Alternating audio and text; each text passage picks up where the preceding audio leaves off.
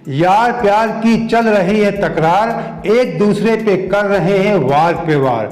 हम कह रहे हैं तेलंगाना जीतने के लिए शेर जैसा कोई चाहिए सियार। दोस्तों नमस्कार, हमारा नाम योगेश शुक्ला है और आप इस समय निष्पक्ष संदेश देख रहे हैं। दोस्तों इधर आप 2-3 दिनों से देख रहे हैं जैसे जैसे 5 राज्यों के चुनाव खत्म होते जा रहे हैं। 4 राज्यों के चुनाव हो चुके हैं। अभी कल 25 नवंबर को राजस्थान का चुनाव भी हो गया। अब केवल तेलंगाना का चुनाव बचा है जो 30 नवंबर को होना है। तो भारतीय जनता पार्टी और कांग्रेस में एक दूसरे पे अब तुकबंदी चल रही, तीखे वार चल रहे हैं। तुकबंदियों के माध्यम से वार किए जा रहे हैं।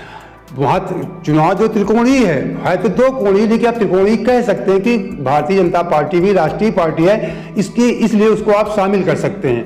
तो बीआरएस जो वहाँ की केसीआर चंद्रशेखर राव जी की पार्टी है, जो पहले टीआरएस थी, बाद में उसे बीआरएस नाम दे दिया गया।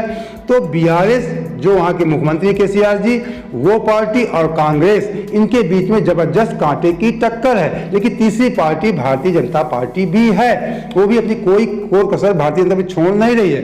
तो वहाँ पे भी राहुल गांधी ने कहा कि मोदी जी के हैं 2 यार, केसीआर और ओवैसी। उन्होंने कहा कि ओवैसी और केसीआर, मतलब उन्होंने कहा कि ओवैसी जी, असदुद्दीन ओवैसी और केसीआर ये मोदी जी के यार हैं। तो मोदी जी भी कहाँ पीछे रहने, उन्होंने कहा कि ये राहुल गांधी के प्यार से कुछ कहा। और अमित शाह जी ने कहा कि मतलब कांग्रेस और बीआरएस में डील हो चुकी है। बीआरएस मतलब यहाँ राहुल गांधी, कांग्रेस जो है बीआरएस जो केसीआर जी हैं उनको मुख्यमंत्री बनाएगी और केसीआर जी राहुल गांधी को दिल्ली में प्रधानमंत्री बनाएंगे। उन्होंने कहा कि ऐसी डील हो चुकी है। तो वहाँ पे तुकबंदी के माध्यम से एक दूसरे पे वार किए जा रहे हैं। मैं आपको बता दूं, मैंने कहा ना, एक शब्द मैंने इस्तेमाल किया, मैंने वहाँ भी लिखा, शुरुआत में भी, थंबनेल में और टाइटल में भी आपने गौर किया होगा। मैंने कहा कि तेलंगाना जीतने के लिए शेर जैसा कोई चाहिए सियार।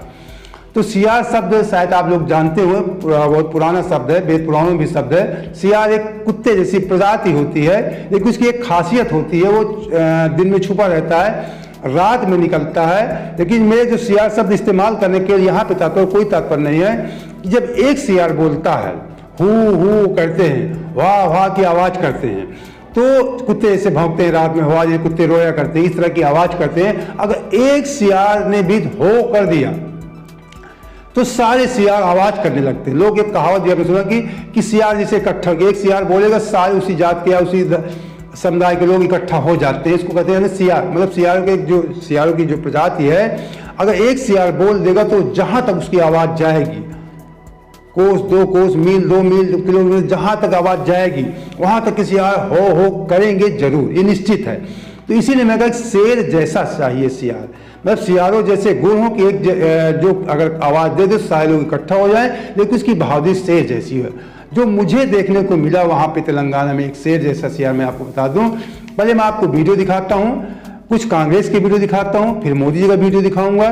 जो कांग्रेस के वहां के प्रदेश अध्यक्ष हैं रेवंत रेड्डी जी, उनका वीडियो देखना आप। ये तमाम इसके पहले कई वीडियो में दिखा चुका हूं। मैंने जब भारत जोड़ो यात्रा चल रही थी तब से मैंने उनको कवर किया, कई वीडियो मैंने डाला। भारत जोड़ो यात्रा के समय भी है, अभी सितंबर में उनकी रैली थी, अक्टूबर रैली, महा रैली, ऐसी रैली आपने कभी देखा, ऐसी व्यवस्था आप नहीं देख सकते हैं, हमने कभी नहीं देखा। जिस प्रकार की रेवंत रेड्डी जी व्यवस्था करते हैं, मुझे कांग्रेस से कोई मतलब नहीं, मैं व्यक्ति विशेष रेवंत रेड्डी जी की बात कर रहा हूँ। तो रेवंत रेड्डी जी के कुछ रोड शो उनको मैं दिखाता हूँ, राहुल गांधी के वीडियो उनको दिखाता हूं, थोड़ा से आपको समझ में आया कि तेलंगाना में हो क्या रहा है। और रेवंत रेड्डी के जो मैं लिखूंगा, आप देखना वीडियो, उसमें गौर करना, उसमें कोई वहां राहुल गांधी का क्रेज नहीं लगा है, केवल रेवंत रेड्डी जी हैं। एक वीडियो में बोल रहे हैं बाय बाय केसीआर, एक में कुछ अपने और बोल रहे हैं। तो आप ये समझ जाएंगे जो मैंने कहा शेर जैसा चाहिए सियार।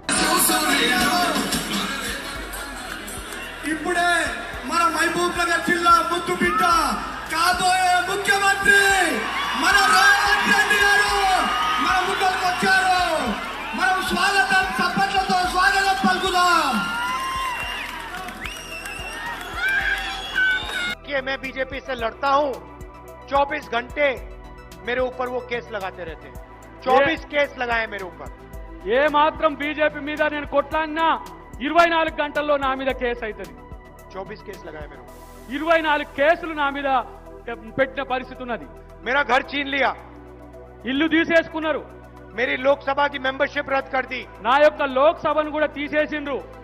घर छीना, मैंने कहा ले जाओ तुम्हारा घर मुझे नहीं चाहिए, ले నాకు घर లేకపోయినా తీసేసుకోండి అని చెప్పినా మీరే నా ఇల్లు అని చెప్పి దేశమే నా ఇల్లు అని చెప్పి నేను వెళ్ళి బయటికి వెళ్ళినా. मेरा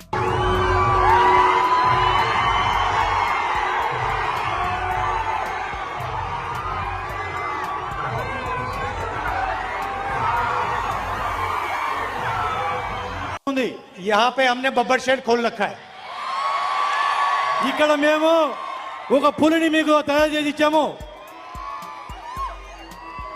इसका पूरा समर्थन कीजिए. ఇతనికి పూర్తి మద్దతు ఇవ్వండి మీరు.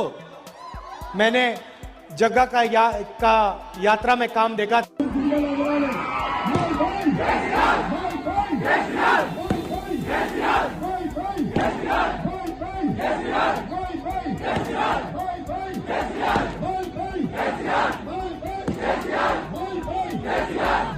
कांग्रेस के जो आपने कुछ अन्य वीडियो देखा उनकी बात छोड़िए, मैंने कहा था आप 2 वीडियो जरूर देखना जो रोड शो के वीडियो हैं। ये कांग्रेस के वहां के प्रदेश अध्यक्ष हैं रेवंत रेड्डी जी। आपने देखा किस प्रकार, और भी तमाम इसके वीडियो, इसको बहुत, ये अब तो चुनाव करीब आ गया है, बहुत तेजी में प्रचार हो रहा है, केवल नुक्कड़ सभाएं हो रही, रोड शो हो रहे हैं, रैली आप देखेंगे, पुरानी वीडियो पर आप देख लेना।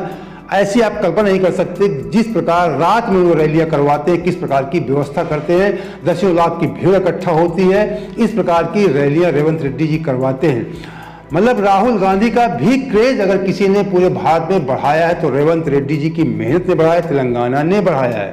अगर कांग्रेस तेलंगाना जीत रही तो मैं आपको बता दूं उसमें 75%, 75% भूमिका रेवंत रेड्डी जी की होगी, 25% कहीं ना कहीं सहारा राहुल गांधी जी का भी है।